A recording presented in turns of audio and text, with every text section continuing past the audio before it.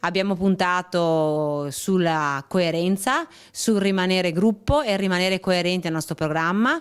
Non siamo scesi a patti con nessuno, abbiamo fatto quindi il secondo turno con lo stesso gruppo del primo e penso che questo ci abbia premiato. Concretezza, buonsenso, ascolto, queste le caratteristiche della nuova amministrazione di Monselice elencate dal neosindaco Giorgia Bedin, 41 anni. Ha trionfato nettamente contro lo sfidante Gianni Manprin, entrambi ex assessori della giunta uscente di Francesco Lunghi. Giorgia Bedin, sostenuta dalla Lega, si è imposta sul rivale ottenendo il 58% dei consensi. Ripartiamo un po' da dove è arrivata questa amministrazione che va a chiudersi. Alcuni progetti li porteremo sicuramente avanti, come per esempio il secondo casello, il progetto dell'AgroLogic, quindi i progetti importanti andranno sicuramente avanti anche con noi.